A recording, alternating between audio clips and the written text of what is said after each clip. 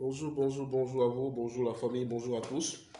Connectez-vous, partagez la vidéo, envoyez la vidéo à tout le monde, envoyez la vidéo dans tous les groupes, envoyez la vidéo dans tous les forums. Voilà, c'est votre frère, c'est votre ami, Serge Ansel Mézin. Voilà, on va ce matin encore ou cet après-midi, ça va dépendre de là où vous vous situez, ou ce soir, encore égrener quelques sujets d'actualité concernant notre pays, la Côte d'Ivoire. Soyez salués de votre position. Je suis votre serviteur, Serge Ansel Mézin, Dina Farala pour les intimes, communicateur au sein du RHDP, communicateur au sein du grand parti qui est le RHDP, communicateur au niveau de la région de l'Indéné Duablin, voilà, au sein voilà, de tous ces grands cadres que connaissent ma région. Dieu m'a fait la grâce aujourd'hui d'être auprès de ces aînés-là, d'être auprès de ces grandes personnes et d'apprendre. Parce que communiquer, c'est apprendre. Parce que pendant que l'aîné en question, ou l'autorité en question, ou pendant que le ministre, ou le député, ou le maire, ou le cadre de la région, ou l'aîné de la région est en train de faire un discours, par exemple, ou est en train de faire, je vais dire, une réunion, et que toi, tu dois communiquer sur ça. En fait, sans peut-être le savoir, l'aîné est en train de t'apprendre, il est en train de te former. Peut-être qu'il ne le sait pas, mais il te forme. Parce que dans ce qu'il dit, dans l'histoire qu'il raconte, dans les conseils, dans la stratégie qu'il donne, toi, tu apprends beaucoup. Tu apprends beaucoup. Et comme ton travail fait que tu es avec tous les cadres, tu es avec tous les aînés, ça te permet d'apprendre beaucoup de chacun d'entre eux.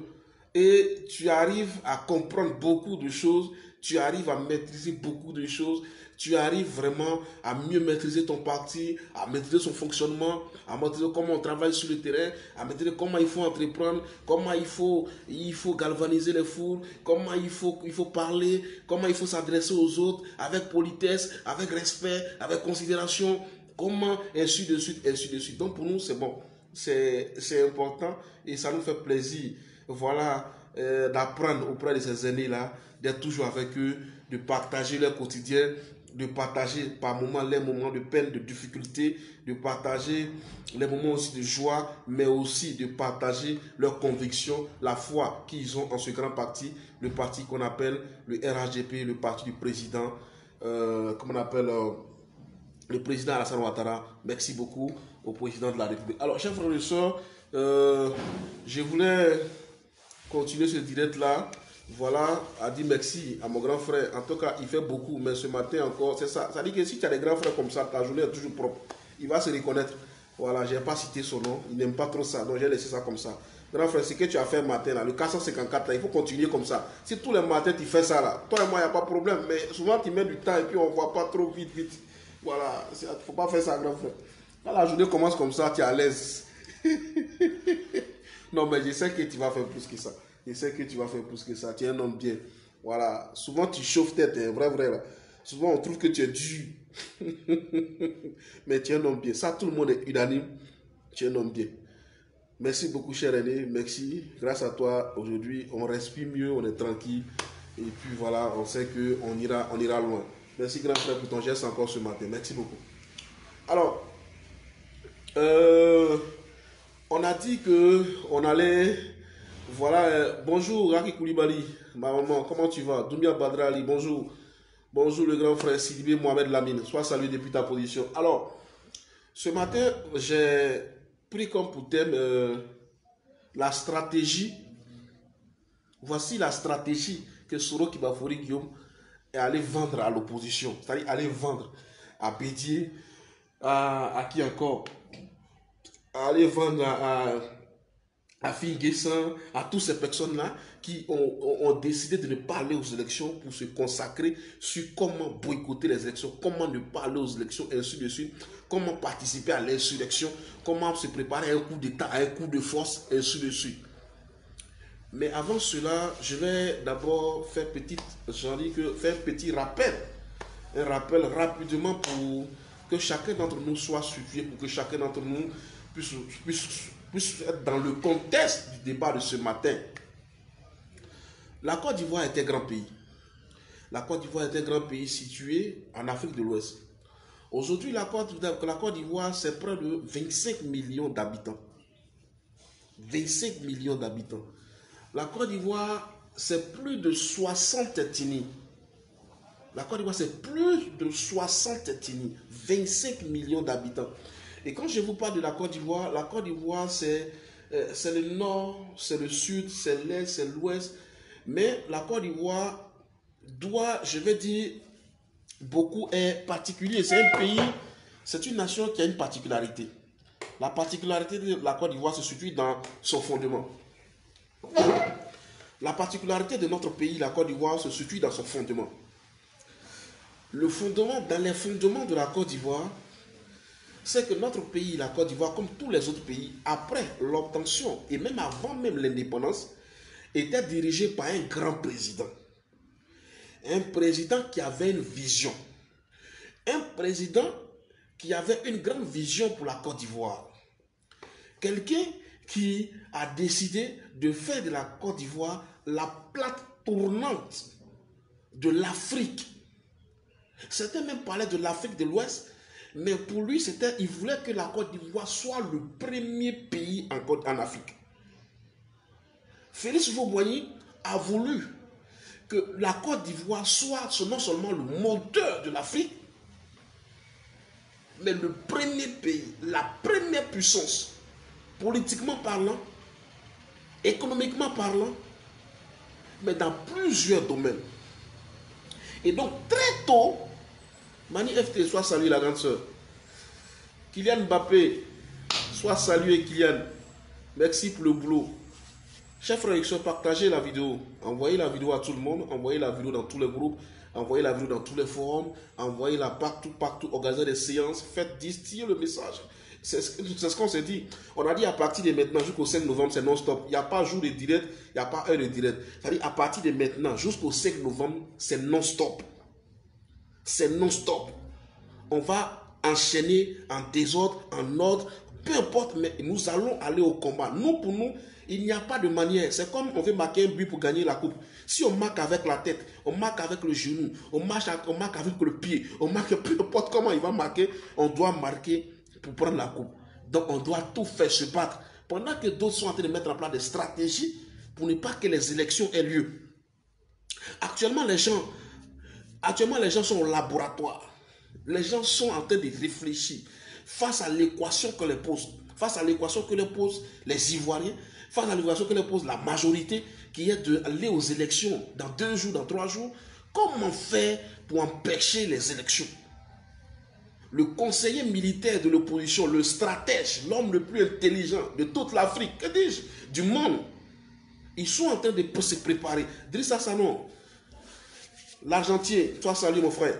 Ils sont en train de se préparer pour voir comment ne pas aller aux élections, comment empêcher les élections. ZS Kader, soit salut mon frère. Comment empêcher les élections? Comment empêcher les élections en Côte d'Ivoire? Pendant ce temps, nous on se bat pour qu'il y ait des élections. Nous on veut aller aux élections pour choisir nous-mêmes notre président de la République. On ne veut pas que la rue, on ne veut pas que les armes, on ne veut pas que des gens qui ont terni l'image de ce pays, qui ont traîné l'image de ce pays, qui ont mis ce pays en retard pendant des années, souviennent encore nous diriger. On ne veut pas que des hommes, parce qu'ils ont un rêve personnel, viennent encore nous imposer leur vision de vie, viennent nous imposer ce qu'ils veulent pour la Côte d'Ivoire. On veut que la majorité des Ivoiriens, comme ça se fait partout dans toutes les grandes démocraties au monde, que la majorité des Ivoiriens décide de celui qui doit être le président de la République, de celui qui doit diriger notre nation pendant les 5 prochaines années qui arrivent. C'est de ça qu'il s'agit. J'étais en train de situer notre pays dans son contexte. La Côte d'Ivoire est un grand pays. Mais pour arriver à ce grand pays, pour arriver à construire ce grand pays, un pays d'abord béni naturellement. Chez nous en Côte d'Ivoire, le sol est riche, la forêt est riche, on a l'eau, on a la mer.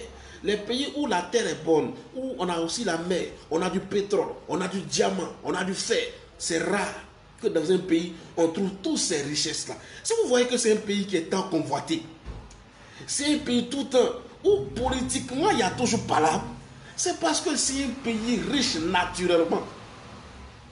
Riche naturellement.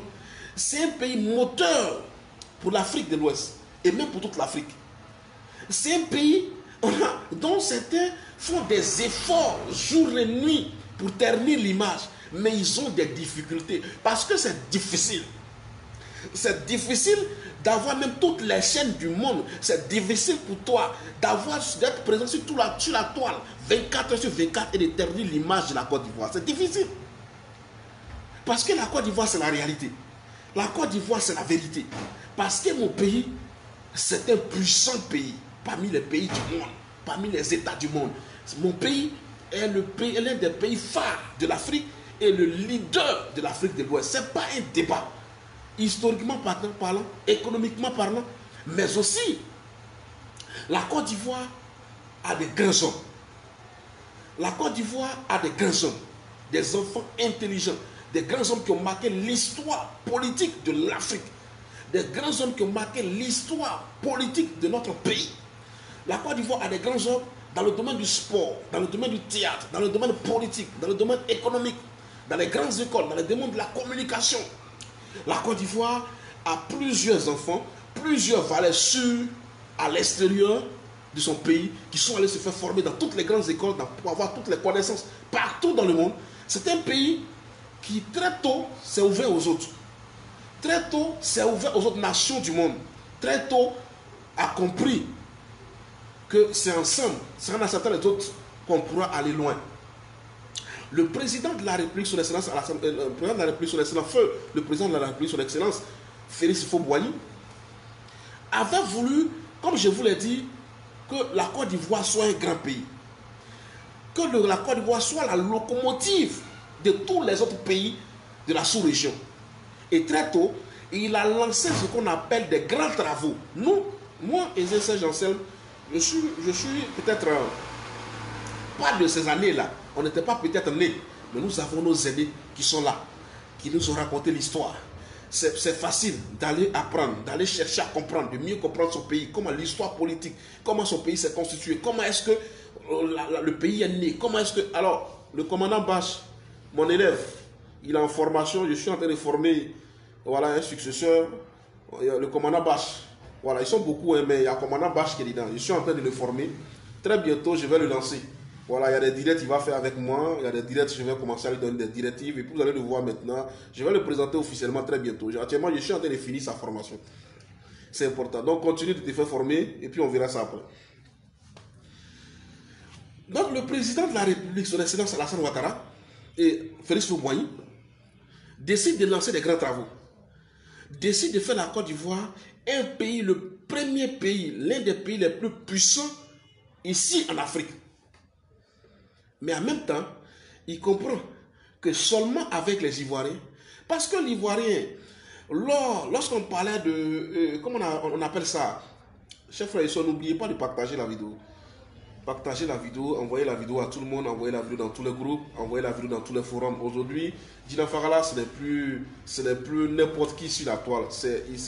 Il a son monde, il a son public, il a son audience. Donc quand c'est ça, je sais. Achola Douce, comment tu vas Achola Douce depuis ta position? Ça, soyez ma belle. Donc quand vous êtes, tout le monde n'est pas là, je sais. Mais quand tout le monde est là, je sens. Donc vous connaissez mon chiffre, vous connaissez mon audience. Donc partagez. Envoyez la vidéo à tout le monde, envoyez la vidéo dans tous les groupes, envoyez dans tous les forums, prévenez les autres, dites-leur que l'enfant est là encore. Dites-leur que il est là pour encore nous éclairer, pour nous appeler à tenir bon, pour donner sa part de vérité. Et ça, c'est important. Sa part de vérité. Le président Félix Houphouët-Boigny va maintenant chercher la main-d'œuvre. Selon l'histoire de nos aînés, il va chercher la main-d'œuvre dans les pays de la sous-région. Bébé, l'officier, dégage là-bas. Va chercher les mains-d'œuvre dans les pays de la sous-région. Et donc, il y a des pays, comme à l'époque, qu'on pourrait qualifier de la Haute-Volta, qui eux ont envoyé la main-d'œuvre par rapport à tout ce qui était les travaux de chemin de fer, et ainsi de suite, des gens qui ont creusé le canal de Vridi, tout ça, des gens qui se sont sacrifiés pour leur pays, notre pays, la Côte d'Ivoire, ils ont perdu des frères, ils ont perdu de la famille, ils ont ainsi de suite. Oui, il faut partager. Partage la vidéo. Il faut envoyer la vidéo à l'honorable. C'est important. On a l'histoire, on nous parle de canal de Vridi, ainsi de suite. Ils sont arrivés, ils se sont sacrifiés, ils ont donné leur sang, ils ont donné leur temps, ils ont donné leur vie. C'est vrai qu'ils étaient payés pour ce qu'ils faisaient, mais ils sont arrivés tous du Burkina, voisin, de la Haute-Volta à l'époque, pour aider à la construction de mon grand pays, pour aider à la construction de ce grand pays aujourd'hui qu'on appelle la Côte d'Ivoire. Eux aussi, ils ont joué leur rôle, eux aussi, ils ont participé à cela. Ça n'a pas suffi. On a voulu, dans le domaine de l'agriculture, être aussi les leaders. On a voulu aussi, dans le domaine de l'agriculture, être aussi les premiers. Vous allez me dire, mais est-ce qu'à l'époque là, pourquoi est-ce que le président Félix Houphouët-Boigny partait chercher la main-d'œuvre dans la sous-région? Si le président partait chercher la main-d'œuvre par rapport au chemin de fer, casser le canal de Vridi, tracer, creuser, faire les chemins de fer, c'est parce qu'en Côte d'Ivoire, à l'époque, il n'y en avait pas. On va chercher à l'extérieur ce qu'on n'a pas chez soi. C'est important de le souligner. Il va chercher, à l'époque là, c'est à quel jeune Ivoirien tu vas lui dire d'aller casser le chemin de fer? C'est à quel jeune Ivoirien à l'époque là, tu vas lui dire de prendre pioche et de creuser le chemin de fer? C'est à qui tu vas dire ça? Non, ça n'existait pas. L'Ivoirien à l'époque, à cet instant-là, c'était des bourgeois. C'était dans la sous-région, c'est des personnalités. C'est des gens qui avaient une autre dimension. Donc, on prend la main-d'œuvre à côté pour réaliser tous les grands projets, tous les grands travaux au niveau de la Côte d'Ivoire. Creuser le chemin de fer, et ainsi de suite. Casser le canal de Vridi, faire tout ce qu'il y a fait. Il fait ce boulot-là. On a allé continuer dans la sous-région, aller prendre les Maliens et les Guinéens pour venir nous aider dans tout ce qui est agricole. Parce qu'on avait des grands champs. Parce qu'il fallait entretenir les champs de cacao et de café. Il fallait qu'on soit toujours premier producteur mondial du cacao. Et la Côte d'Ivoire très tôt a eu la main-d'œuvre, a bénéficié de la main-d'œuvre de ces pays-là de la sous-région. Mais ce n'est pas tout. Il y avait ce qu'on appelait le déficit d'enseignants. Il y avait le déficit d'enseignants. C'est-à-dire que notre pays, la Côte d'Ivoire, avait des grands établissements, avait des grandes écoles. Notre pays, la Côte d'Ivoire, avait de grands bâtiments, avait de grands projets au niveau de l'école. Mais on avait un déficit au niveau des enseignants. Le président Félix Houphouët-Boigny se renseigne.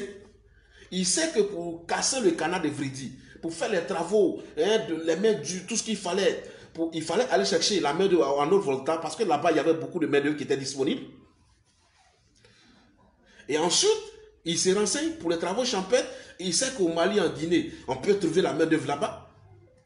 Mais quand il s'agit maintenant de chercher la main-d'œuvre au niveau des enseignants, par rapport au déficit d'enseignants qu'avait notre pays, la Côte d'Ivoire, il se renseigne et il sait que c'est dans le Dahomey, dans le Bénin voisin, qu'il peut avoir des enseignants qualifiés parce qu'ils avaient beaucoup d'enseignants déjà dans leur pays, mais ils n'avaient pas forcément toutes les écoles, c'est-à-dire les enseignants chômeurs au Bénin, à l'époque, si on veut le dire ainsi. Et beaucoup sont venus du Bénin, des enseignants par vagues sont venus du Bénin pour venir apprendre la connaissance aux jeunes Ivoiriens à l'époque, dans les grandes écoles, dans les écoles universitaires, dans les écoles privées, et ainsi de suite. Ce qui fait qu'aujourd'hui, beaucoup de jeunes, beaucoup de cadres, beaucoup même d'autorités aujourd'hui, et certains même peut-être qui sont à la retraite, vont forcément se rappeler d'un instituteur, d'un professeur, d'une maîtresse qu'il a eu à l'époque, qui n'était pas forcément ivoirienne d'origine, mais qui était d'origine Dahomey, qui était d'origine béninoise, qui était d'origine peut-être qui était d'origine béninoise, ainsi de suite. Ça existait dans tous les domaines, selon les besoins de notre pays, la Côte d'Ivoire. Chers frères et sœurs, je suis en train de vous parler de l'ADN de notre pays. Je suis en train de vous parler de comment notre pays, la Côte d'Ivoire, s'est construit. Comment notre pays, la Côte d'Ivoire, est devenue une grande nation parmi tant d'autres. Comment notre pays, la Côte d'Ivoire, est devenue une des nations les plus puissantes aujourd'hui en Afrique. Est devenue une nation aujourd'hui les plus puissantes en Afrique. C'est de ça qu'il s'agit. Alors, ces personnes installées sur le sol ivoirien, pour d'autres même avant l'indépendance, quand ces familles-là arrivent, tu dis à quelqu'un c'est pour creuser le chemin de fer. D'accord, il vient pour creuser le chemin de fer. Ça, c'est pendant la journée. Mais pendant la nuit, quand il rentre au quartier, là, il ne va pas aller creuser le chemin de fer. Pendant la nuit, quand il est à la maison chez lui, ce n'est pas chemin de fer, il creuse. C'est un homme. Et il a des désirs. il a forcément quelqu'un qui va aimer. Et si celle-là, elle est venue avec lui, ou il a pris ici, ils vont forcément avoir des enfants. L'enseignant qui va enseigner à l'école catholique, l'enseignant qui va enseigner au collège, au lycée privé, alors qu'il vient du Dahomey, qui se prend ici, une femme Paulé, ou bien une femme Annie, ou une femme Djoula, ou une femme Abel, ou une femme Ébrié, il aura forcément des enfants. Ces enfants-là, il va les faire comment? Il les fait en Côte d'Ivoire. Et ces enfants-là restent. Ou il part avec lui. Ça, c'est l'histoire politique, c'est l'ADN de notre pays. Regardez comment les choses sont nées. Voyez un peu l'histoire, ce que je suis en train de vous dire. Ça, c'est il y a pour l'histoire avec la Haute-Volta. Il y a l'histoire avec le Mali. Il y a l'histoire avec la Guinée. Il y a l'histoire avec le Dahomey. On a connu même des pays comme le Niger, où la première main-d'œuvre, la première vague sont arrivées, d'abord dans le domaine de la vente, du commerce, tout et tout. Mais tout ça pour rendre notre pays, la Côte d'Ivoire, forte, une nation puissante. C'était l'Eldorado, la Côte d'Ivoire. La Côte d'Ivoire, c'était la plaque tournante. La Côte d'Ivoire, c'était l'Afrique réunie. Là où le Nigérien d'origine, là où le voltaïque d'origine, là où qu'on appelle le Dahomey d'origine, là où le Malien, le Guinéen, tout le monde se retrouvait pour un seul et même objectif, travailler, gagner son pays, développer la Côte d'Ivoire. Faire de l'État de Côte d'Ivoire un pays moderne, un grand pays dans le monde, un grand pays en Afrique. Et l'orchestre, le chef d'orchestre de ce grand projet, de ce vaste projet, n'était autre que le président Félix Houphouët-Boigny. Allons-y même plus loin. Allons-y même plus loin. Dans ces personnes qui sont arrivées là, il y a eu même des personnes d'origine de ces pays étrangers en face là. Quand j'ai dit par exemple qu'il y avait autrefois des professeurs, voilà qui... Oui, soit salué, mon doyen Amadou Kiki. Des professeurs qui venaient de Dahomey, qui venaient du Bénin, pour enseigner, pour être des professeurs, des élèves ici, pour enseigner ici, des professeurs ici. Ils venaient, certes, mais certains laissaient leur famille en venant. Quand ils viennent, ils font de famille ici. C'est pareil pour les mains d'œuvre du Burkina, et ainsi de suite. Il y en a même qui étaient dans le gouvernement. Des gens on a connu avec les Sénégalais dans le gouvernement. On a vu des gens qui étaient du Niger dans le gouvernement. On a connu des gens qui étaient d'origine togolaise dans le gouvernement. On a connu des gens... Oui, mon frère Marcus, sois salué. Donc ça, c'est l'histoire politique. Ça, c'est l'histoire, le fondement, l'ADN de notre pays, la Côte d'Ivoire. Mais où va naître? Parce que pour parler de Soro Kibafori Guillaume, il faut aller à la base. Qu'est-ce qui a profité à Soro Kibafori Guillaume? Qu'est-ce qui a participé à créer le monstre Soro Kibafori Guillaume? Qu'est-ce qui a participé à créer celui aujourd'hui qui se prend pour une star, pour se prendre pour une vedette qu'on appelle Soro Kibafori Guillaume? Aujourd'hui, les gens peuvent se poser des questions. Mais pourquoi dans toute votre communication, mais pourquoi dans tout ce que vous faites, dans tout ce que vous dites, vous vous attaquez à Soro? Vous ne faites que parler de Soro. Vous ne faites que déstabiliser Soro. Vous ne faites pas que Soro a fait ceci. Soro a accusé de tous les maux. C'est Soro que vous accusez de tout ce qui arrive à la Côte d'Ivoire, de tout ce qui s'est fait contre la Côte d'Ivoire. Mais c'est simple.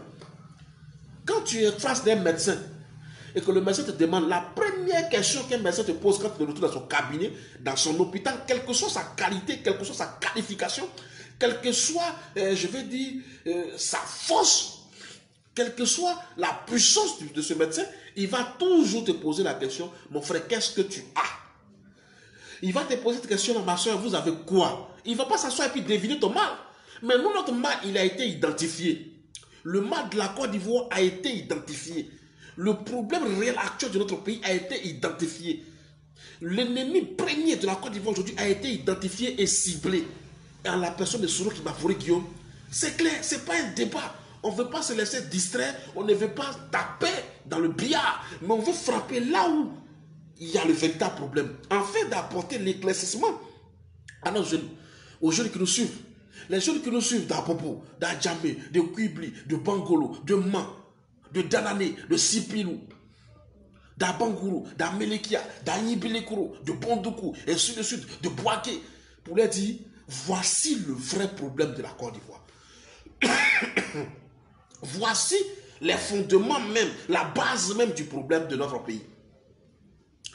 Vous avez vu comment j'ai cité un peu l'historique de notre pays, comment notre pays s'est refondé, comment notre pays a été créé, comment est né le brassage culturel, le brassage ethnique.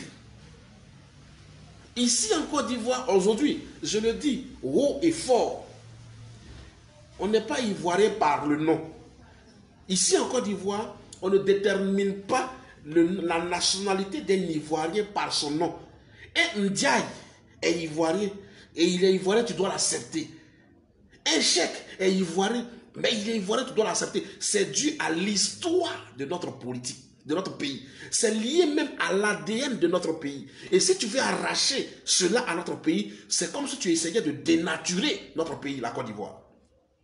C'est comme si tu voulais transformer un homme en une femme.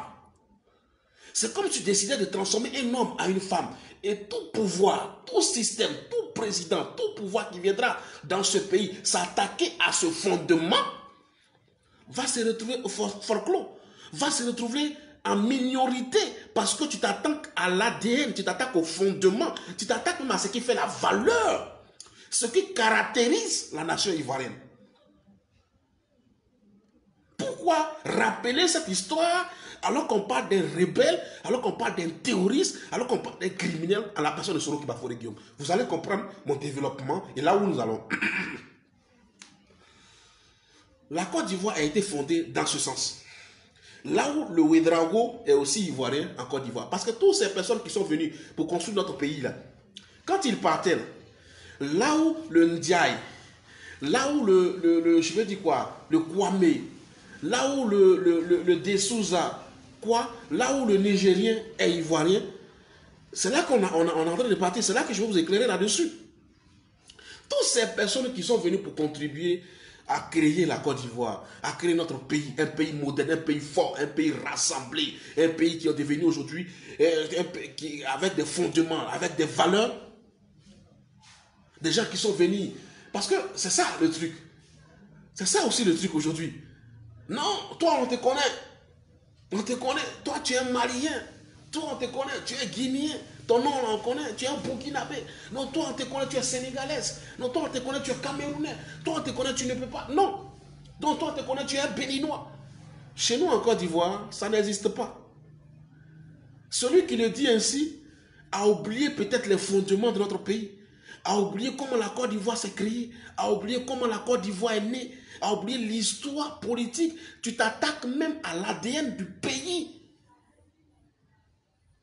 C'est ainsi qu'on a fonctionné, c'est ainsi que nos parents, nos aînés nous ont expliqué le fondement et l'histoire politique de notre pays, la Côte d'Ivoire.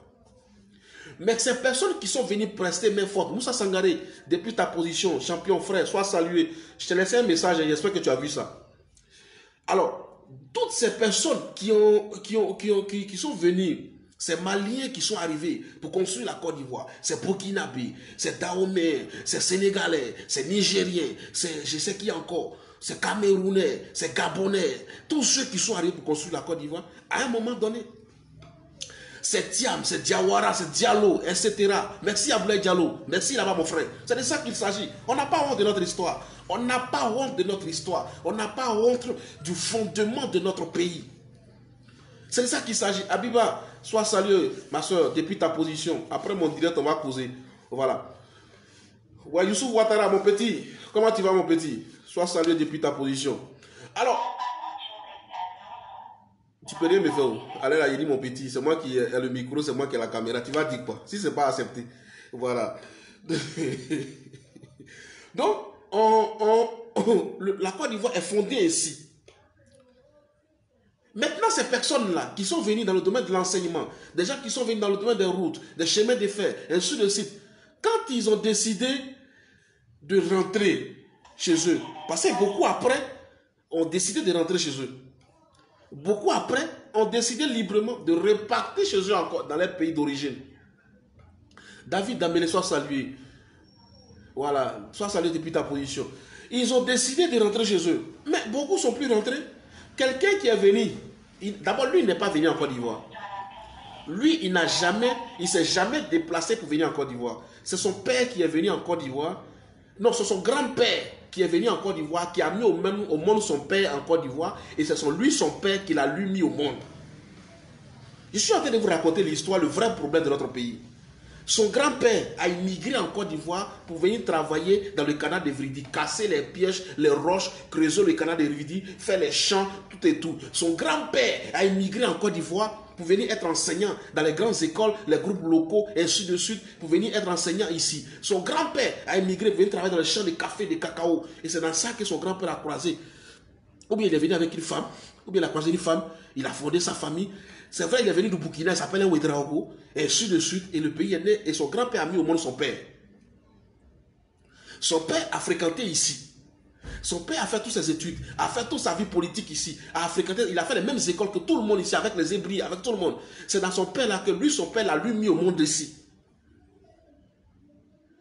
Donc l'enfant même là, quand tu lui demandes là, il te dit que lui n'est pas venu en Côte d'Ivoire. Quand tu lui dis va chez lui là, il est complexé, il est mélangé, en fait il est désorienté. Il ne sait même plus où il va aller, puisque lui-même n'est pas venu en Côte d'Ivoire. Il va aller où? Puisqu'il n'est pas quitté quelque part. Le seul lieu où il est quitté, où il sait là, il sait que voilà son papa. Mais quand il demande à son papa dit que lui-même c'est ici, il est né. Ben papa maintenant se retourne vers le grand-père. Grand-père même dit, quand moi je venais ici, la Côte d'Ivoire n'existait pas. C'est nous on a créé la Côte d'Ivoire.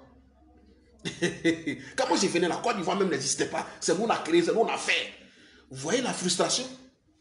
Voyez d'où est parti le vrai problème qui a occasionné la naissance des rebelles, qui a occasionné la naissance de ces tueurs, qui a occasionné la naissance de ces profiteurs, aujourd'hui, des personnes qui veulent se faire passer pour des axes alors qu'ils ne sont en réalité rien.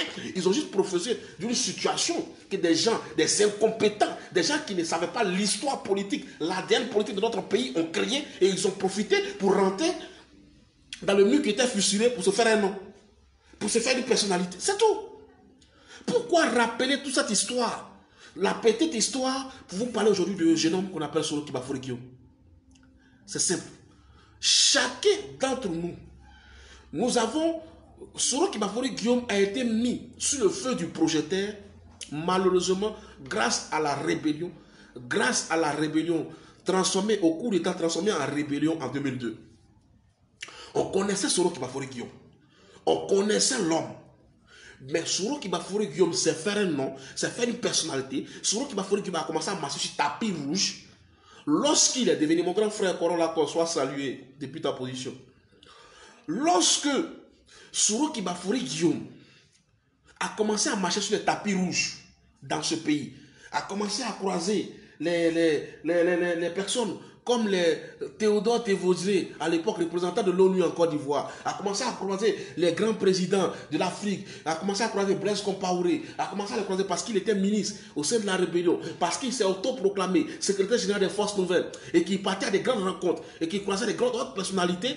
Par quelle faute? Par la faute du président Laurent Gbagbo, arrivé au pouvoir dans des conditions très calamiteuses, donc lui-même il le dit, les vidéos, les écrits sont encore là, et vous allez maintenant comprendre pourquoi est-ce que j'ai rappelé l'histoire de la création du fondement du brassage de notre pays, la Côte d'Ivoire. Le président Laurent Gbagbo, qui lui-même a été surpris un matin de se retrouver à la tête de la Côte d'Ivoire. Il a été surpris lui-même un matin de se retrouver être président de la République d'un grand pays comme la Côte d'Ivoire. D'un pays comme la Côte d'Ivoire. Il a été surpris, il ne s'est pas préparé pour. Il n'avait pas les hommes pour. Il n'avait pas la capacité pour. Il n'avait pas la carrure pour ça. Le pouvoir l'a surpris. C'est comme quelqu'un que l'argent surprend. L'individu, comme Soro Kibafori Guillaume, l'argent l'a surpris. Avec tout ce que Soro fait aujourd'hui, Soro même lui-même dans ses pires rêves ne pouvait pas imaginer qu'à cet âge-là, à 48 ans, il serait aujourd'hui multimilliardaire. Quelqu'un qui va à l'école, qui travaille, qui construit ses entreprises, qui tisse ses réseaux, qui ainsi de suite, qui devient milliardaire, dans son attitude, dans sa manière de composer avec les hommes, vous allez voir qu'il y a une différence. Parce qu'il n'est pas surpris.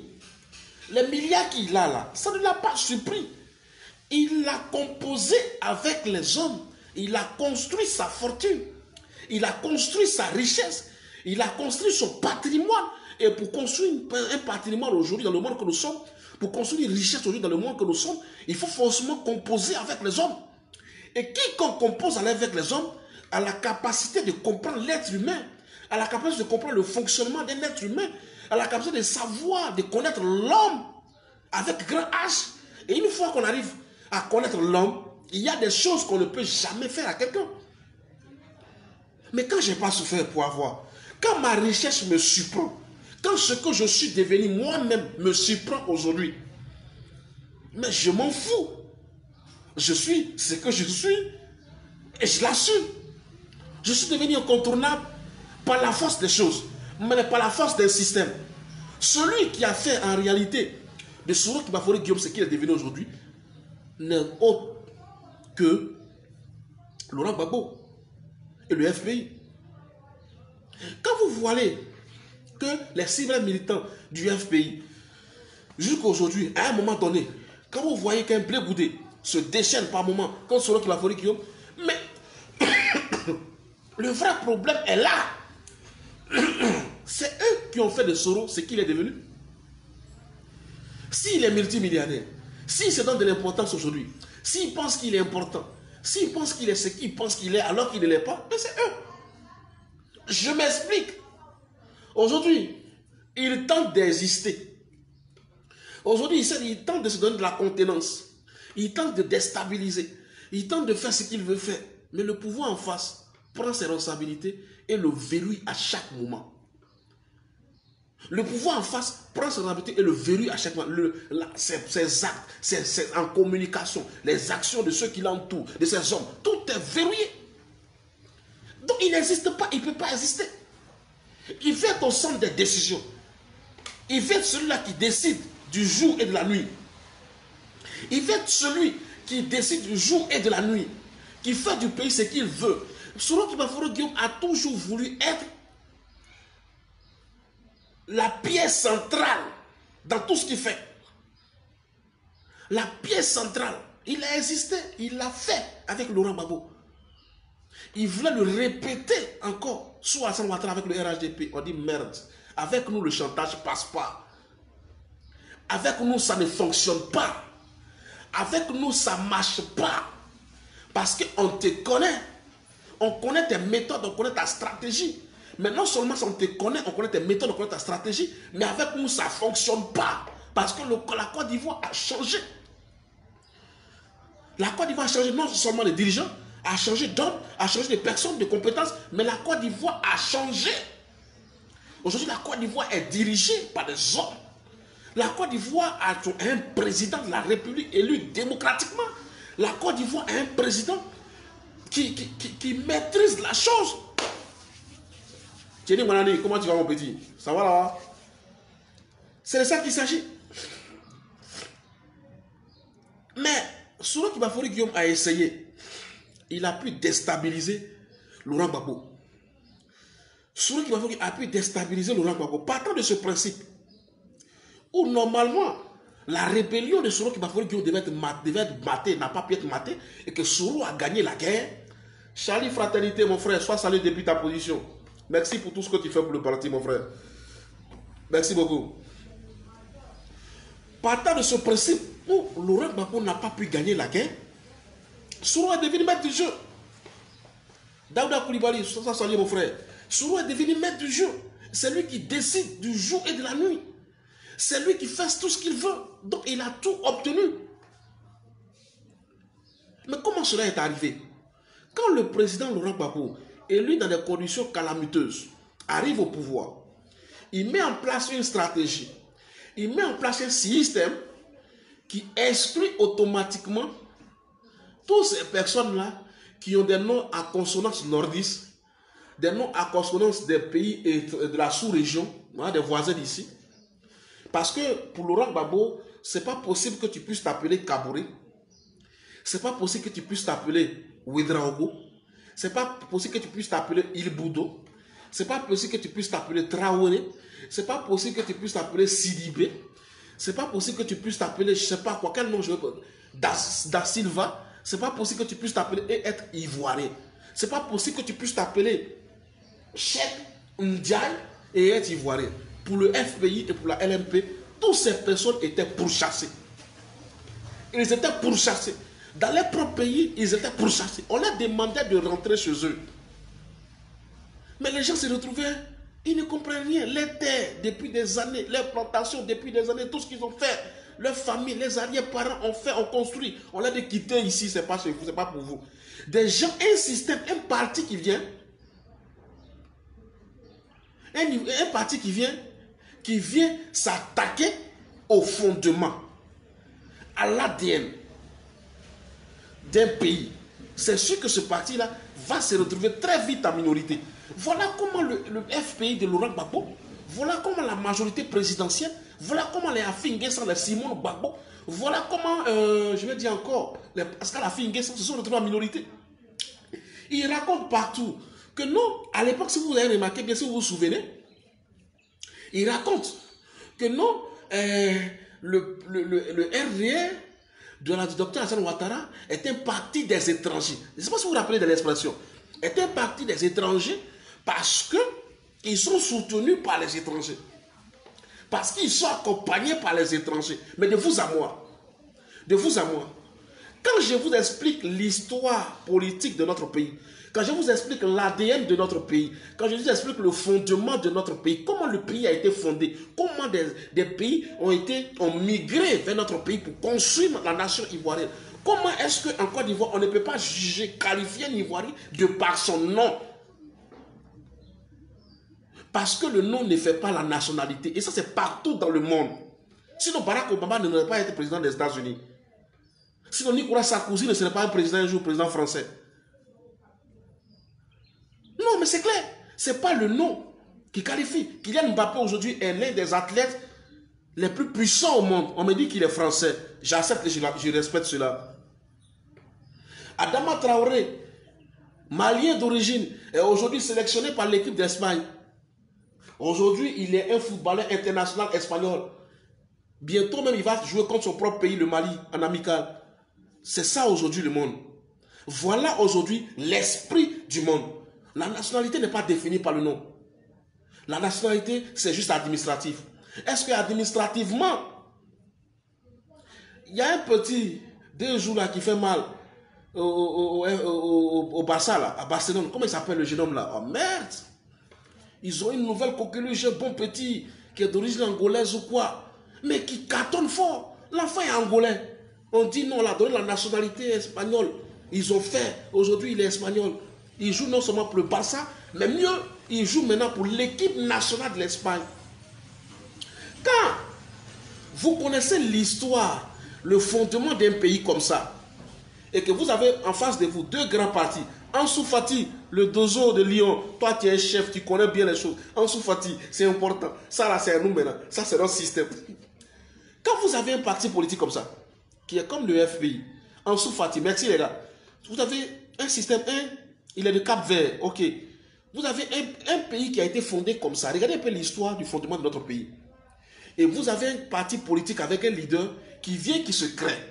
Et ce parti l'a dit, lui, dans son fonctionnement, dans son système, dans sa manière d'agir, dit qu'il veut extraire les vrais Ivoiriens des faux pour permettre que les vrais Ivoiriens puissent profiter, puissent jouir du pays. C'est ce qu'ils disent.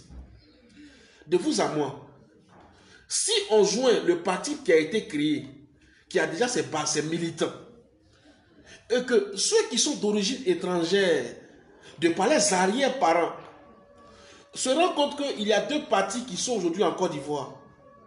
Mais qu'il y a un parti qui, s'il prend le pouvoir là, va eux les chasser. Et finalement, dans les pays d'origine, ils n'ont pas de place, ils n'ont pas de terre, ils n'ont pas de maison. Même dans les pays d'origine, on ne les reconnaît même pas en tant que tels. Quand ils sont là-bas, ils vont dormir où? Ils vont manger quoi? Mais par contre, il y a un autre parti qui accepte le principe, qui accepte l'histoire politique du pays, qui accepte l'histoire des fondements de la nation et qui dit que ce n'est pas normal, qu'on ne peut pas s'attaquer au fondement de la Côte d'Ivoire, qu'on ne peut pas s'attaquer à l'ADN de la Côte d'Ivoire et qu'en Côte d'Ivoire, ce n'est pas le nom qui détermine la nationalité, ce n'est pas le nom ni l'origine qui détermine, mais c'est ce que c'est administrativement parlant. Est-ce qu'on remplit les conditions pour être ivoirien? Est-ce qu'on a obtenu la nationalité? Est-ce qu'on l'a demandé de manière légale? Et tous ceux qui sont dans ces conditions-là doivent être considérés comme des Ivoiriens. De vous à moi, vous qui êtes d'origine, qui avez d'une origine d'un autre pays étranger, et que vous savez qu'il y a deux partis en face de vous. Il y a un qui dit que si moi je prends le pouvoir, je chasse tous ceux qui sont d'origine là. Je limite les pouvoirs, je limite les moyens de déplacement, je limite les attitudes dans ce pays. Et puis ils ne le cachent pas, ils le disent ouvertement. Leurs militants, c'est leur mot d'ordre. C'est leur programme de société. C'est leur base. C'est ce qu'ils maîtrisent le mieux. La haine, la xénophobie. Chasser les autres de chez nous. Ce n'est pas votre pays. Chacun n'a qu'à aller chez lui. La Côte d'Ivoire, ce n'est pas pour l'ONU. Ce n'est pas pour l'Union européenne. Nous, on a tout chez nous. On s'en fout de vous. Allez-y chez vous. Ça nous suffit. Notre président, il ne va pas en vacances aux États-Unis. Notre président, il va en vacances à Grand Brebis. Quand dans ce système, quand dans cette manière de fonctionner, automatiquement, vous allez vous retrouver en minorité. Automatiquement, sans le vouloir, vous vous retrouvez en minorité. Parce que vous vous attaquez à l'ADN du pays. Vous vous attaquez à la base même, à l'histoire même de ce pays, au fondement même. Chez moi à Abangourou, je vais vous dire quelque chose. Chez moi à Abangourou, avant la fermeture des frontières, par rapport au Covid-19 là, chez moi là, à partir d'Abangourou, à Nibilekro, Niablé, jusqu'à je ne sais pas comment vous dites ça, hein. Les équipes, c'est-à-dire, vous voyez Maracana, on joue le soir à 16h là, non? Écoutez-moi bien, envoyez sur cette vidéo là au Gore, aux Souroïs, les gens qui n'ont rien compris là, envoyez cette vidéo. À 16h là, des équipes quittent au Ghana. Écoutez-moi bien, j'ai dit avant la fermeture des frontières. Nous, on est pressé pour que les frontières s'ouvrent, pour que ça reprend. À 16h là, l'équipe des jeunes du Ghana là vient à qu'on appelle le village là, j'ai oublié le village. Oh merde. C'est un village gagné. Il y en a une sous-préfecture en partant vers Siakakoro là. On a une sous-préfecture là-bas, il y a un terrain là-bas. Manzanois. Merci beaucoup. Je suis allé là-bas un soir pour, dans le cadre des visites, je rendais visite à des amis. Et puis je vois des hommes venir, une équipe, sont venus jouer un match amical dans un village ivoirien. Ils ont fini de jouer et puis ils ont marché. Ils sont rentrés chez eux au Ghana. Est-ce que vous comprenez ce que je suis en train de dire? C'est un pays comme ça, toi tu vas venir diriger. C'est un pays comme ça, toi tu vas venir diriger un président, tu vas venir diriger et tu vas commencer à exclure. Au lieu de chercher à rassembler, au lieu de développer le pays, de construire des routes, des ponts, tu viens construire des murs. Au lieu de construire les ponts pour rapprocher, pour relier, toi tu viens construire des murs. Le pouvoir Laurent Gbagbo, le pouvoir Henri Konan Bédié a passé le temps à construire des murs entre les Ivoiriens, à construire des murs entre les jeunes Ivoiriens, à construire des murs entre la Côte d'Ivoire et les autres pays du monde. Et c'est arrivé à quoi? Donc la nation tout entière, la majorité silencieuse qui était prise en otage par la minorité avait un seul souci. Moi, mes parents du Nord, Korogo, tout le Grand Nord, une fois qu'on attend que tu viens du Nord de la Côte d'Ivoire, automatiquement tu n'es plus ivoirien. Tu étais traité automatiquement comme un ennemi de la Côte d'Ivoire. C'est dans ce contexte-là que les gens vivaient. Les gens attrapaient leur cœur. Et puis un matin, boum, on dit des jeunes ont soulevé des armes et disent que Laurent Gbagbo n'a qu'à partir. Ils se sont dit, Dieu merci, Dieu a entendu nos prières. Si ces dictateurs, des gens qui veulent nous priver de nos terres, des gens qui veulent nous priver de nos plantations, des gens qui veulent nous priver de notre culture, des gens qui veulent nous priver de notre pays, des gens qui veulent nous priver de nos enfants. Il y a des gens qui ont mis en place un système pour les faire partir, pour qu'on se retrouve entre nous. Nous, on va les supporter. Je ne sais pas si vous comprenez ce qui se passe. Est-ce que vous comprenez bien? Ils étaient pris en otage, les gens étaient en otage, mais ils n'avaient pas, comment s'expliquer? Donc le climat était favorable. Le climat était favorable. À n'importe quel moment, ça pouvait capoter, ça pouvait sauter. Même dans l'armée ivoirienne, un militaire qui avait des noms à consonance nordiste, dans l'administration, un fonctionnaire qui travaille depuis des années, on le regarde et puis tu es un rebelle. Toi là, vous n'êtes pas des Ivoiriens. Toi, ton nom, depuis quand un chèque est ivoirien? Depuis quand un Silla est ivoirien? Tu es Guinéen. Allons-y voir les histoires politiques. Allons-y à Danané. Il faut arriver à Danané pour voir le pont et voir les populations guinéennes marcher et rentrer à Danané, ressortir et marcher, ressortir et comprendre que notre pays là, il y a des choses, il y a des expressions, il y a des attitudes qu'il ne faut pas avoir. Il y a des choses et il y a des expressions, il y a des attitudes qu'il ne faut pas avoir. Politiquement parlant, historiquement parlant, c'est un brassage. Notre force, la Côte d'Ivoire tire sa force de son brassage, de sa capacité historique à accepter les autres, à accepter tous les migrants, les pays de la sous-région.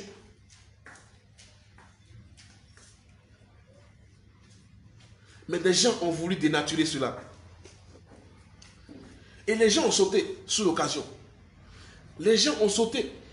Quand on dit non, les populations du Nord ont apporté gîte couvert à la rébellion. Ce n'était pas parce qu'ils accordaient gîte couvert à la rébellion, parce qu'ils voulaient que la rébellion aille casser la BCAO, parce qu'ils voulaient que la rébellion aille tuer, parce qu'ils voulaient que la rébellion aille égorger, parce qu'ils voulaient que la rébellion aille éventrer.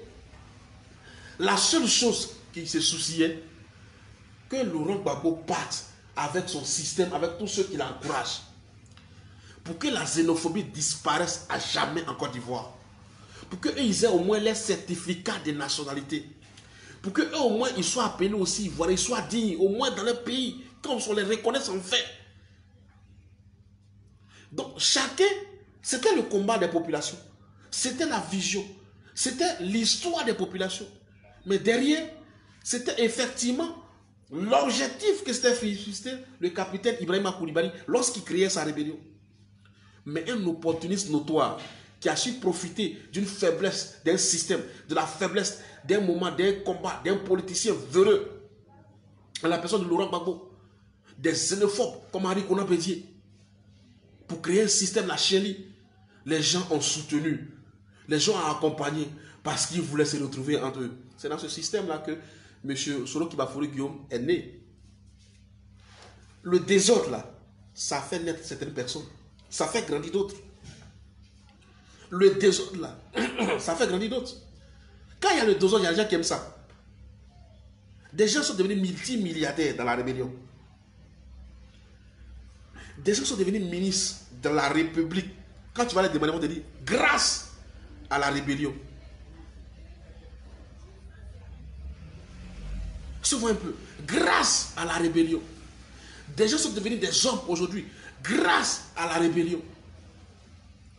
Donc c'est normal que ces personnes-là, qui sont devenues ce qu'ils sont devenus dans le désordre, cherchent à créer toujours le désordre parce qu'ils ont une personnalité, ils ont une nature, ils ont, je veux dire, ils sont quelqu'un quand il y a désordre.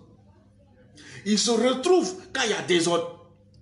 Ils se nourrissent quand il y a désordre. Et le chef du désordre, celui-là qui incarne le désordre dans sa personne, l'opportuniste, n'est autre que Soroki Bafoury Guillaume. Je vais terminer ce direct par vous dire pourquoi.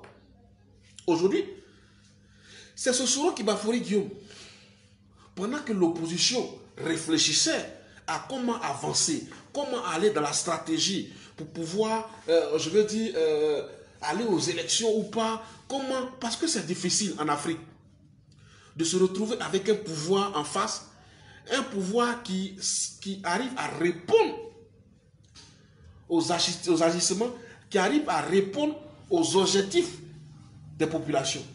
Ce qui se passe en Côte d'Ivoire depuis les années 2011, depuis la prise du pouvoir de son excellence Alassane Ouattara avec le RHDP, c'est quelque chose qui n'a jamais été vu dans aucun autre pays dans le monde.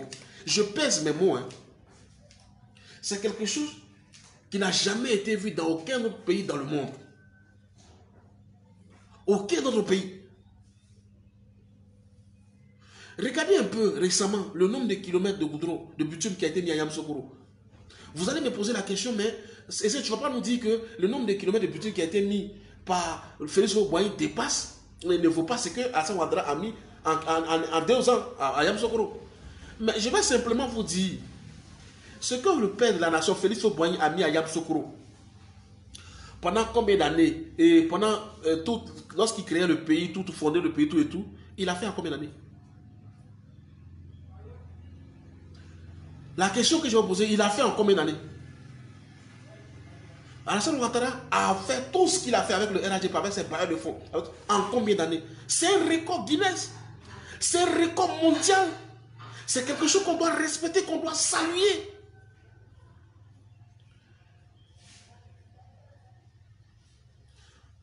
C'est quelque chose qu'on doit saluer. C'est inexplicable. C'est un miracle. Donc l'opposition en face là, il n'avait pas le choix. Mais il savait que le gars, il est en phase avec la population. Il est en phase avec les Ivoiriens. Il est en phase avec la base. Il a la majorité. Les jeunes ont compris. Les jeunes sont en phase avec le président de la République. Les jeunes sont en phase. Il est en phase avec les électeurs. Ceux qui décident là, le président de la République, sa politique est en phase. Et si on veut qu'il parte, puisque le problème de la Côte d'Ivoire avec les opposants, avec les hommes politiques en Côte d'Ivoire, ce n'est pas un problème politique. Ce n'est pas un problème de stratégie. Ce n'est pas un problème de ce qui ne travaille pas. Ce n'est pas un problème de ce qui ne satisfait pas la population. C'est un problème de personne. Il fait bien, mais sa personne, là, on ne veut pas.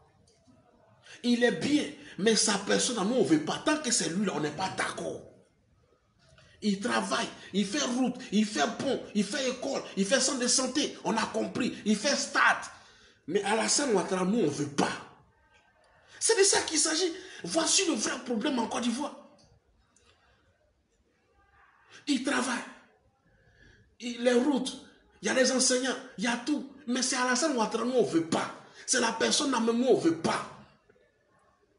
Les gens ont endoctriné des jeunes depuis l'âge de 7 ans. Et ces jeunes qui ont été endoctrinés depuis l'âge de 7 ans, aujourd'hui, ils ont quel âge? Quand un enfant de 13 ans, de 15 ans, se met une bombe sous sa robe et va se faire exploser devant le monde là, vous savez depuis combien d'années on l'a préparé à ça? Quand un enfant qui a 18 ans, 20 ans, 25 ans peut accepter d'aller mourir pour soi-disant faire plaisir à Allah, ce que je demande et que je condamne ici, vous savez depuis quel âge on lui a enseigné ça? Vous savez depuis quel âge on a commencé à lui dire que c'est ce qu'il faut? C'est ce qui ressemble à... C'est ce qu'un Ivoirien doit faire? Vous savez le jeune aujourd'hui qui a 27 ans, le jeune qui a 30 ans, qui a aujourd'hui 40 ans. Est-ce que vous savez depuis combien de temps dans les officines du FPI, dans les officines de la haine, de la xénophobie, dans les officines du tribalisme, on a mis dans sa tête que le monstre, le démon, l'ennemi de la Côte d'Ivoire, c'est Alassane Ouattara? Jean-Yves Kouassi, soit salué mon frère. Est-ce que vous savez ça? C'est ancré dans sa tête. Tu ne peux pas faire sortir. S'il veut là, il n'a qu'à mettre goudron jusqu'à dans lui sa douche. Mais comme c'est Alassane Ouattara, il ne veut rien comprendre. C'est de ça qu'il s'agit. C'est de ça qu'il s'agit. Il n'a qu'à mettre goudron dans lui sa douche. Aller bitumer tous les chats de ses parents au village. Aller ressusciter tous les guerriers qui sont morts au cimetière de Kouibli. Son problème là, c'est pas ça. Le problème, c'est Alassane Ouattara. C'est tout. C'est même pas une affaire d'histoire. Il n'aime pas le RHDP. Non, non, non, non. C'est pas une histoire de RHDP. C'est une histoire d'Alassane Ouattara.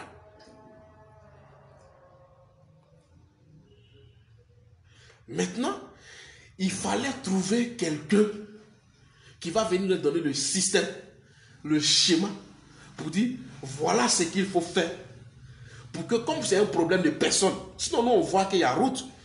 Pas plus tard que hier, vous avez vu à la télévision comme moi, Kanawolo Ferke, Diawala, chez Soro lui-même, ça a été bitumé. C'est-à-dire développement chez à Taféré, tout ça. C'est sa zone, hein, c'est sa région. Farké. Mais tout est clean. Quel est le pouvoir qu'il a fait? Même le pouvoir de Laurent Gbagbo qu'il a rendu multimilliardaire n'a pas développé chez lui Farké. N'a pas développé Tafere. N'a pas développé Diawala chez lui. Mais le pouvoir qu'il a fait là, c'est qui? C'est le pouvoir d'Alassane Ouattara. Quand vous voyez que quelqu'un, tu fais tout chez lui, tu bitumes sa route, tu bitumes sa douche, même la douche de Soro Kibafori Guillaume Afari qui a été bitumée. La douche de son grand-père, ses arrière-parents, où il se lave là, on a bitumé ça.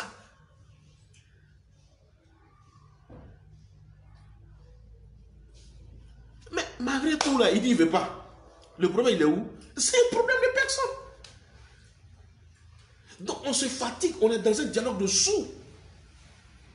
On est dans un dialogue de sourds. Nous, au RHGP, on met en avant les réalisations. On met en avant la stabilité. On met en avant la cohésion. On met en avant, non, c'est la démocratie. Le peuple est d'accord avec le peuple, est fier du président. C'est normal qu'il continue son combat. On ne comprend pas. Il y a un problème de communication. On dit, mais on ne peut pas comprendre.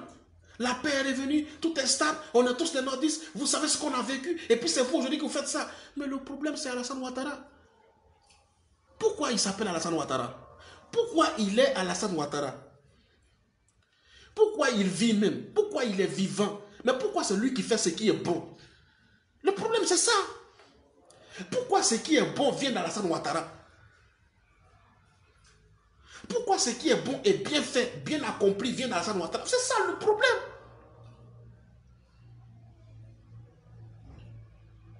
Mais il a fallu la lucidité. Nous-mêmes, il a fallu à un moment donné que des grands frères nous disent, hey, c'est pas ce que tu pensais. C'est pas ce que tu penses. Fais attention. Pour qu'on comprenne. Il y a des gens, il faut être à côté d'eux. Les jeunes qui parlent aujourd'hui sur les réseaux sociaux, qui écrivent, les gens qui font des vidéos, qui sont endoctrinés, qui font... Ce n'est pas un travail qu'ils ont pris un jour pour faire. C'est des années. Quand vous voyez des jeunes qui vont barrer la route, qui font tomber des arbres, qui sifflent, on ne veut rien, babo ou rien, babo ou rien. Vous pensez que c'est un travail de 2 jours? Les gens ont pris 15 ans, 20 ans pour matraquer le mental des gens, matraquer l'esprit des gens.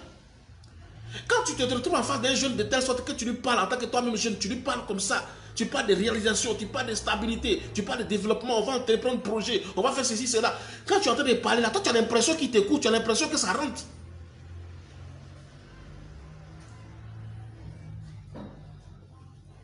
Toi tu as l'impression qu'il t'écoute. Tu as l'impression que ça rentre. Mais ça ne rentre pas. Ils ont fait ça, ils l'ont formé pendant 20 ans.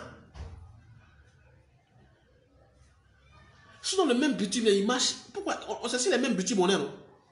On voit toutes les réalisations ensemble. L'électricité, là, ils voient ça ensemble. L'eau, ils voient ça ensemble. Tout, là, on voit tout ensemble. Mais pourquoi eux, ils ne changent pas d'avis depuis? À votre avis, on va dans les mêmes grandes écoles. Nos enfants vont là-bas aussi. Nous, on voit ça. Et puis, on dit, non, le gars, il est bon. Mais nous, eux, ils vont, ils voient. Ils disent, ce qu'il a fait est bien. Mais lui-même, il n'est pas bon. Allez-y comprendre quelque chose. Le gars te dit, l'action qu'il a posée là, c'est bien. C'est pour la Côte d'Ivoire. Ça, c'est bien, c'est mon pays. Mais lui-même là, il n'est pas bon. C'est des problèmes de personnes. Et le président Félix Houphouët, je crois, dans l'un de ses discours, l'a dit, il a été clair. Éviter les problèmes de personnes. Parce qu'il est très difficile. C'est vraiment pratiquement impossible de régler les problèmes de personnes. Et comme équation, pour finir notre entretien cet après-midi, celui qui a trouvé la solution miracle au problème de personnes, c'est Soro Kibafori Guillaume, qui allait vendre la potion magique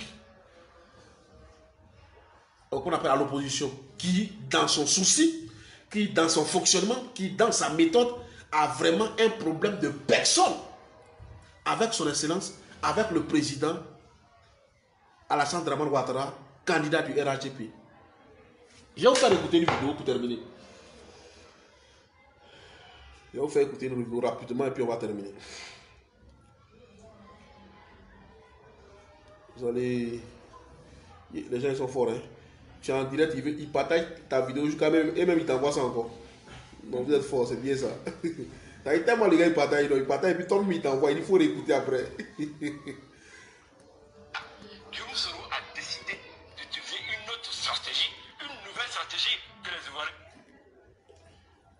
Pendant que, je dis c'est par là qu'on va terminer, pendant que le président de la République, le gouvernement, les autres cadres sont en train de travailler, sont en train de faire des stratégies pour stabiliser la Côte d'Ivoire, pour développer notre pays, pour développer la nation, pour construire des ponts, des routes, pour construire tout ce qu'il faut. Voilà ce que l'un des proches de Guillaume Kibafori Soro nous dit. Écoutez bien. Guillaume Soro a décidé d'utiliser une autre stratégie, une nouvelle stratégie que les Ivoiriens vont découvrir afin qu'il n'y ait pas d'élection. Mais je dis, ce n'est pas à travers un coup d'État. Guillaume Soro va mettre en place une nouvelle stratégie politique. Et je dis bien que le pouvoir en place sera contraint, je dis bien contraint, de faire en sorte que ces élections n'aient pas lieu. Vous avez compris? Guillaume Soro a mis en place une nouvelle stratégie. C'est l'un de ses collaborateurs. Et puis il est fier, il est tranquille de le dire. Sur les ondes. Et demande à visage découvert clair. En Côte d'Ivoire, sur un plateau de télé. Il a fini de dire ça. Et puis il est rentré chez lui à la maison, il n'y a rien. On dit on est dictateur. On dit chez nous, il n'y a pas de démocratie. Il a dit ça sur le plateau de télé. Et puis il est rentré chez lui à la maison. Pendant qu'il était assis avec le pouvoir même, avec, qu'on appelle tout, il était là. Et puis il a dit son truc tranquillement. Il dit ils vont mettre en place une nouvelle stratégie pour empêcher les élections. Et le pouvoir lui-même là, sera obligé de dire on ne fait pas élection. C'est pas moi qui ai dit, hein.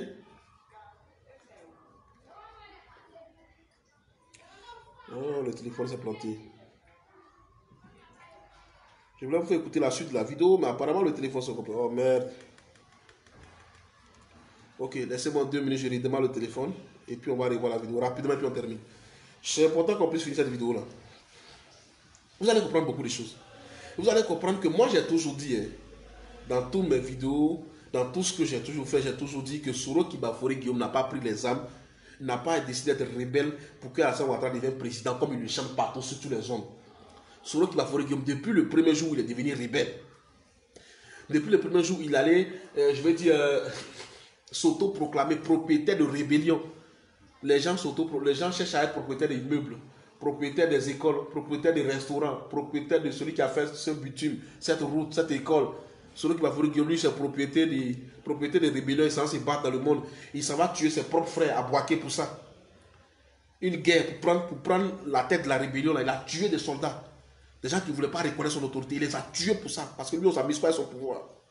Pour être secrétaire général des faits ici, là, il a tué pour ça.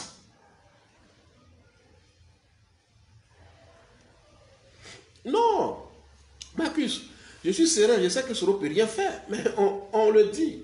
Parce que il y a beaucoup de nos amis, il y a beaucoup de nos frères qui ne savent pas en réalité. Voilà quelqu'un qui envoie un de ses cadres, un des membres, un de ses émissaires sur un plateau de télé, avec tout le monde entier qui le regarde et puis il dit Soro Kibafori Guillaume a mis en place une nouvelle stratégie qui va obliger le pouvoir à ne pas aller aux élections. Il a dit. Je pense que tout le monde l'a vu. Je aussi, ok, j'ai pu restabiliser. Voilà, ça va. On va regarder la vidéo et puis on va terminer. Et là, aujourd'hui, je sais qu'on a duré un peu. On va restabiliser la vidéo.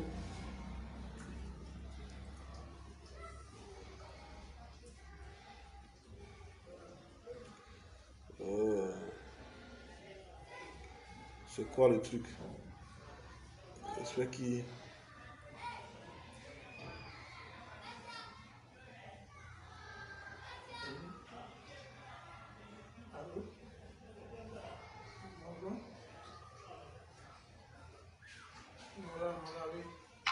Guillaume Soro a décidé d'utiliser une autre stratégie, une nouvelle stratégie que les Ivoiriens vont découvrir afin qu'il n'y ait pas d'élection. Mais je dis, ce n'est pas à travers un coup d'État. Guillaume Soro va mettre en place une nouvelle stratégie politique. Et je dis bien que le pouvoir en place sera contraint, je dis bien contraint, de faire en sorte que ces élections n'aient pas lieu. Grande sœur, toi et moi, on allait au Forum mondial des droits de l'homme à Nantes. Est-ce que tu te rappelles? Bon. En marge de ce forum, et vraiment c'est ma conclusion, en marge de ce forum, il y a des groupes de jeunes qui sont des jeunes activistes qui ont fait des révolutions en Géorgie, en Ukraine, etc. etc. Et le forum est un forum où les gens viennent partager des expériences. J'ai eu contact avec certains de ces jeunes qui expliquaient un peu la lutte pacifique. Comment arriver à bout des pouvoirs dictatoriaux, mais de façon pacifique, non violente. Et ils m'ont remis de la documentation. Écoutez très bien ce que je dis. Et il y a un grand livre qui a servi de base à tous ceux qui ont fait les révolutions non violentes en Géorgie, en Ukraine, même dans les pays maghrébins. L'auteur s'appelle Jane Sharp. Si Guillaume Soro m'écoute, ça fait clic dans sa tête. L'auteur s'appelle Jane Sharp. Et le livre, c'est de la dictature à la démocratie. Jane Sharp est un pacifiste qui estime, lui, qu'on peut, par des méthodes pacifiques, sans violence, sans recours aux armes, mais de façon méthodique, préparer une désobéissance civile et une révolution pour venir à bout de tout pouvoir dictatorial. Je dis bien de façon pacifique, sans armes, sans violence. Ce livre-là, je l'ai acheté. J'ai pris plusieurs exemplaires. Et j'ai remis un exemplaire à l'un de mes aînés qui est ministre. Il est actuellement dans le gouvernement. Je ne citerai pas son nom. Quand on était au Golf Hotel, un matin on attend désobéissance civile. Moi, mais ça fait tic dans ma tête. Je suis allé voir ce grand frère, il me dit non, Guillaume Soro, en fait le livre là, de Jane Sharp que tu m'as donné, j'ai donné ça à Guillaume Soro. Donc on était en réunion, il venait de découvrir le livre de Jane Sharp, donc il réunit tout le monde sur le chapiteau au Golf Hotel pour dire bon, on va faire des obéissances civiles. Il y a un auteur là aux États-Unis, Jane Sharp, il enseigne comment on peut descendre donc les dictateurs, donc on va faire des obéissances civiles. D'ailleurs, j'ai demandé à des gens d'appeler Jane Sharp aux États-Unis. En oubliant que les méthodes que lui utilise sont totalement contraires aux méthodes enseignées par Jane Sharp. Jane Sharp dit on peut faire une révolution sans prendre fusil. On fait une révolution sans tasser et autres. Et puis sa révolution de désobéissance civile, c'est pas allé quelque part. Parce que pendant qu'on lançait le modèle de désobéissance civile, on peut se dire la vraie là. Ça a échoué puisque les gens partent au travail. Les gars disent, mais eux ils sont au Golf Hotel et puis dans la désobéissance civile. Les gars partent au travail. N'eût été l'ONU, l'armée de l'ONU et l'armée française, peut-être qu'on était encore dans cette crise-là pendant longtemps. C'est pas le modèle de désobéissance civile là qui a fait partie de Gbagbo, parce que les gens partent au travail. Alors, lui, je reste persuadé à 100%, comme il y a le conseil militaire de l'opposition actuellement, parce que Guillaume Soro c'est le conseil militaire de l'opposition actuellement, je reste persuadé à 100% qu'il a ressuscité ce livre-là pour aller dire au président Bédié, bon, on peut faire de désobéissance civile. Et on met le président Bédié devant en se disant que comme, bon, lui, avec son âge, lui, on ne peut pas l'arrêter. Donc lui, il peut dire qu'il y a de désobéissance civile, mais vraiment, on ne peut rien lui faire. Mais je vais dire à Guillaume Soro que Jane Sharp, qui a écrit de la dictature à la démocratie, Jane Sharp a écrit un livre que nous allons utiliser contre lui. Le livre s'appelle L'anti-coup d'État, où Jane Sharp enseigne aussi comment par des méthodes pacifiques on peut déjouer toute velléité d'insurrection et de coup d'État. Donc Jane Sharp, qui a écrit de la dictature à la démocratie et qui appelle les désobéissances civiles, que lui il utilise mal avec les autres, le même Jane Sharp, vous pouvez aller sur Google, a écrit l'anti-coup d'État. Il explique comment des groupes activistes qui peuvent être des dangers pour la démocratie, qui peuvent être des dangers pour des régimes démocratiques, mus par des velléités de renversement. Peut-être si Gbagbo avait lu Jane Sharp, lui, il aurait eu des problèmes. Donc comment les gens peuvent arriver par des méthodes pacifiques, et nous là, vraiment j'ai sorti celui de l'anti-coup d'État, j'ai commandé plusieurs exemplaires en France On va partager ça dans toutes les régions. Les gens vont lire l'anti-coup d'État. Ça permettra de comprendre les méthodes de Guillaume Soro et consorts. Et ça permettra donc de mettre totalement fin à leur velléité. Aïe. Au cours de ses études à Oxford, Jean a une révélation. Il comprend comment un peuple peut faire tomber un tyran. Je vais, avant de continuer la suite de la vidéo, pour terminer la vidéo, il reste 3 minutes. Je veux rapidement bien expliquer. C'est qu'on a compris ce qui s'est passé tout à l'heure dans la vidéo. C'est-à-dire que depuis le Golf Hotel, pendant que le ministre Touré Mamadou, eux, ils sont allés pour un séminaire, ils ont payé un livre, ils sont venus, le livre parle de comment faire la désobéissance civile, comment lutter contre un dictateur, et ainsi de suite. Lui, Soro Kibafore Guillaume, a pris le livre avec le ministre. Il a lu le livre. Depuis ce jour-là, c'est ça qui est dans sa tête. Désobéissance civile. En réalité, Bédier est allé dire désobéissance civile. Sinon, c'est Guillaume Soro qui est derrière tout. Quand on vous disait depuis longtemps que le vrai problème de la rébellion, quand Guillaume Soro s'est déplacé à la Daoukro pour aller danser avec Bédier, je ne sais pas si vous vous souvenez, c'est ce qu'il allait lui proposer. C'est ça là, il allait lui proposer à Bédier. Laissez côté militaire là, moi je gère. Moi, je sais comment on va faire ça. Reprenez le courage. On va reprendre le pays là. On va reprendre le pouvoir. Parce que le problème là, c'est pas que le pays n'est pas gouverné. C'est pas parce qu'il n'y a pas le développement. C'est pas parce qu'il n'y a pas l'eau, il n'y a pas l'électricité. C'est pas parce qu'il n'y a pas la sécurité. C'est pas parce que les bailleurs de fonds ne sont pas de retour. Mais le problème, c'est pourquoi c'est Alassane Ouattara qui fait. Pourquoi c'est Alassane Ouattara qui fait et puis qui fait bien. Voilà le problème. C'est tout. On va terminer la vidéo.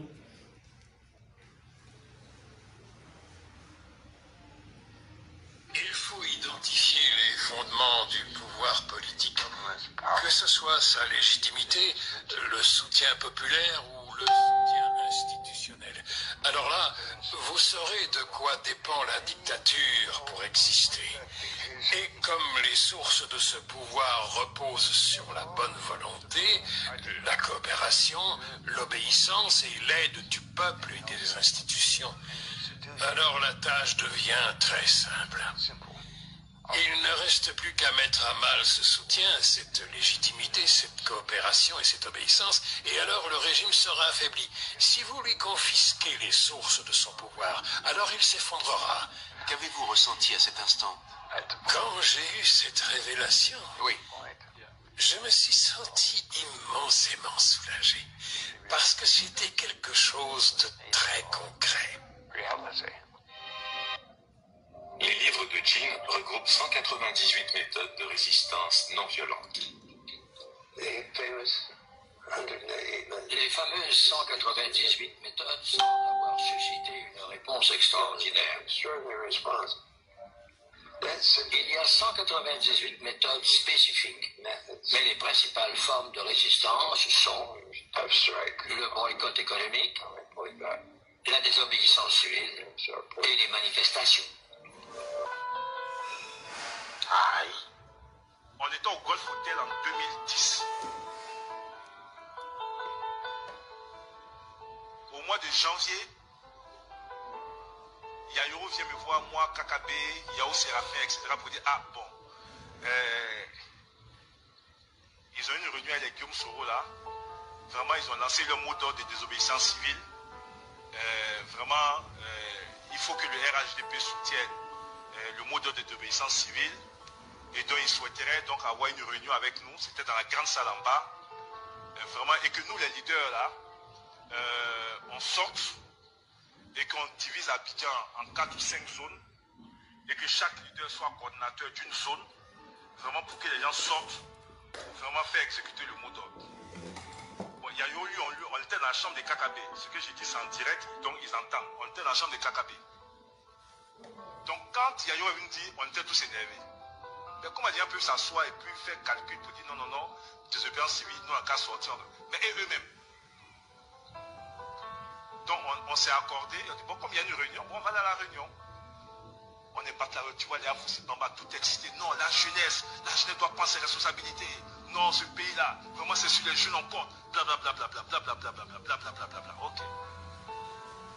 Et puis, quand ils ont fini de faire les théories, maintenant on nous donne la parole. Bon, j'étais le plus jeune parmi mes grands frères. Bon, quand tu es le plus jeune, souvent c'est toi qui peux... Bon, donc j'ai pris la parole. J'ai dit, bon, Guillaume là, il nous a blagué le 16 décembre. 16 décembre, il dit on va installer DG de la RTI, que lui il a 2000 soldats des forces nouvelles qui sont à Abidjan, et que si Gbagbo a touché une seule personne, que les gens des forces nouvelles qui sont à Abidjan vraiment vont chasser Gbagbo du pouvoir. Le 16 décembre, on n'a même pas pu dépasser. N'eût été l'ONUCI, Gbagbo aurait rasé le Golf Hotel. Vous avez dû voir des images où on voit les soldats de l'ONUCI. En réalité, ils défendaient le Golf Hotel qui était sous la responsabilité donc des Nations Unies. On n'a rien vu.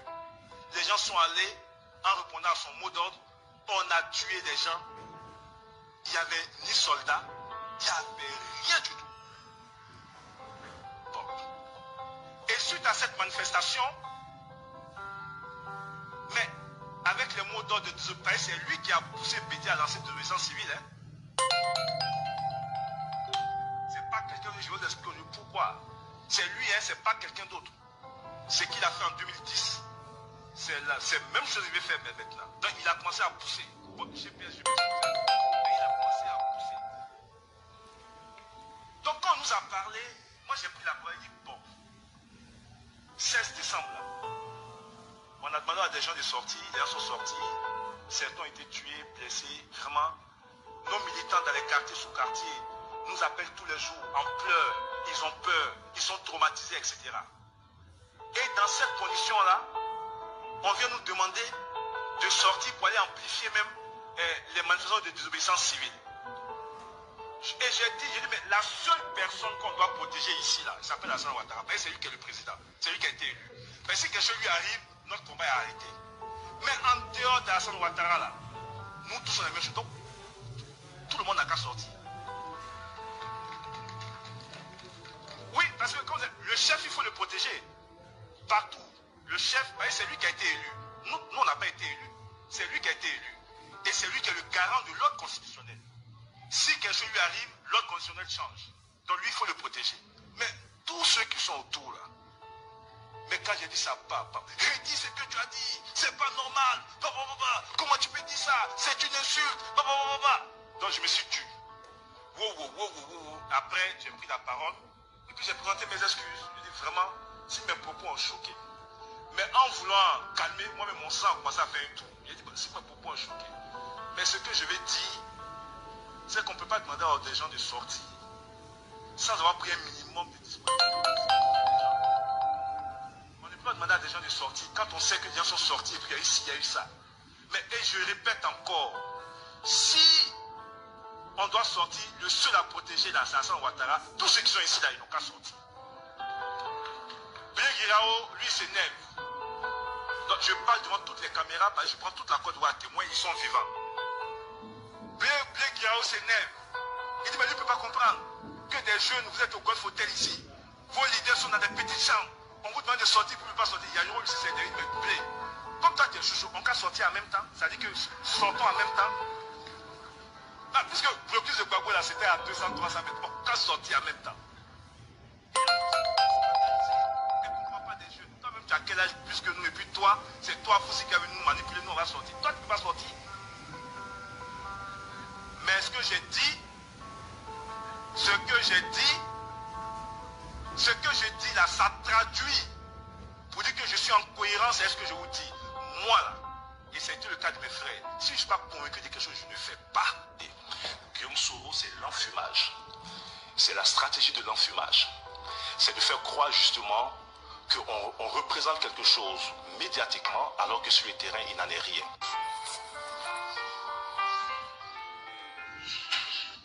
Guillaume Soro a décidé. Chers frères et sœurs, je pense qu'on a tout compris. Les images parlent d'elles-mêmes, les mots parlent d'elles-mêmes, l'histoire même parle d'elle-même. Est-ce que vous comprenez? Guillaume Soro veut encore répéter l'histoire. C'est lui qui est derrière tout, c'est lui qui organise tout, c'est lui qui crée tout.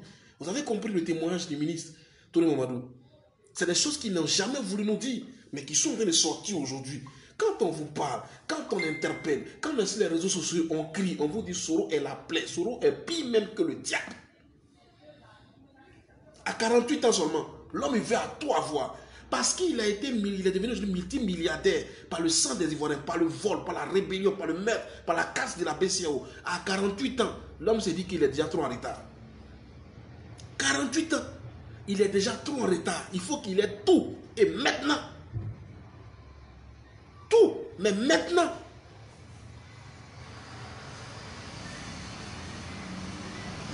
Chers frères et sœurs, soyons sérieux. Faisons confiance au président de la République. Faisons confiance au président Alassane Ouattara. Préparons-nous.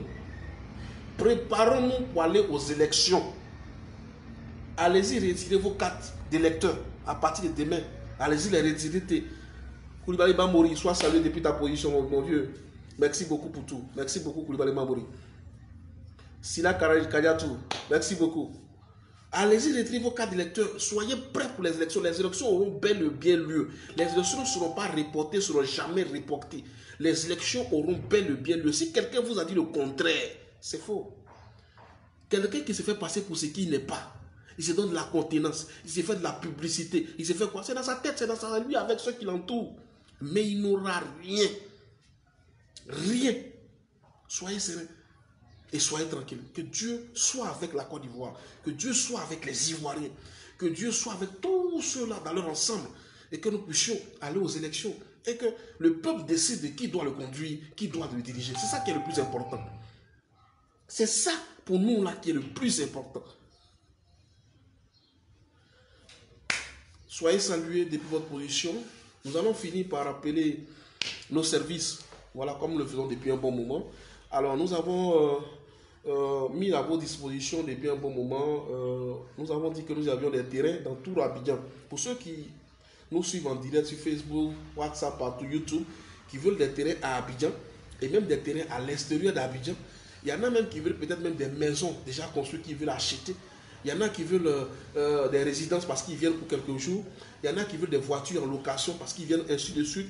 Il y en a qui, je ne sais pas, toutes ces personnes-là, nous avons mis ces services-là à votre disposition depuis plus de 2 mois et je pense qu'on se comprend, on se connaît maintenant. Le numéro à appeler pour ces différents services, c'est le 07 39 09 09. Le 07 39 09 09. Et si vous êtes à l'extérieur du pays, vous ajoutez le 00 225 07 39 09 09.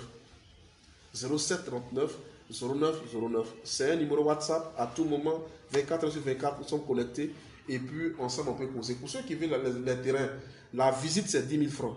Quand vous envoyez, vous venez visiter, c'est 10 000 pour aller visiter le terrain. Parce qu'on se déplace d'un autre point à un autre point. Donc c'est 10 000. Voilà, quand c'est des connaissances, souvent on laisse tomber, mais c'est 10 000 de déplacement. Je ne peux pas mon véhicule me déplacer, aller te présenter 2 ou 3 terrains et puis je mets encore. Non, c'est 10 000 francs les visites. Ça c'est important. Ensuite, j'avais lancé un appel il y a, après des mois. J'ai dit qu'il y avait des jeunes entrepreneurs ivoiriens qui étaient sur un projet. Et le projet, il a fonctionné depuis plus de 5 ans. Ils ont décidé maintenant d'ouvrir le capital de la société, d'ouvrir le capital de la boîte à des investisseurs qui voulaient les accompagner pour agrandir. Parce qu'ils voulaient agrandir le projet, ils voulaient exporter le projet dans plusieurs communes, dans toutes les communes de la Côte d'Ivoire. La Côte d'Ivoire, c'est plus de 300 communes. Et c'est dans ce sens-là que ces jeunes Ivoiriens et entrepreneurs, dont j'en fais partie, qui ont mis le système en place, ont décidé de s'ouvrir à ceux qui veulent aussi intégrer la boîte, intégrer le projet avec des capitaux, afin de pouvoir avoir aussi, de pouvoir avoir des, comment je l'appelle ça, être actionnaire dans cette société-là. Alors, depuis l'appel, nous avons quand même déjà 3 personnes qui ont répondu, plusieurs nous ont appelé. Mais on a sélectionné parce qu'on ne prend pas tout le monde. Il faut regarder l'esprit de la personne. Il faut regarder là où on va. Il faut regarder l'objectif qu'on veut atteindre. Déjà 3 personnes ont été retenues. On est déjà en train de travailler ensemble, en train de discuter. Et nous sommes en train de conclure avec 3 autres personnes. 3 autres personnes qui désirent, qui sont prêts à investir dans un projet à court comme à long terme en Côte d'Ivoire. Nous, c'est exclusivement en Côte d'Ivoire, dans toutes les communes. Et c'est clair, c'est net, c'est lisible, c'est rentable. C'est à vous de voir. Et c'est le même contact, le 07 39 09 09. Si vous appelez, qu'on discute, on s'entend, vous êtes partant pour le projet, on vous ajoute au groupe et nous allons discuter et nous allons commencer. Les projets commencent d'ici la semaine prochaine, on commence. On lance. Parce qu'on passe dans la phase active. Les autres qui sont déjà là ne vont pas attendre. La semaine, on fait de cette semaine, on commence. Et déjà, on va commencer à entreprendre. Que Dieu vous bénisse, que Dieu bénisse la Côte d'Ivoire. Le contact, c'est le 07 39 09 09. 07 39 09 09. 225 07 39 09. Merci à tous. Et puis, on est ensemble. Voilà. On est ensemble. Dieu bénisse la Côte d'Ivoire.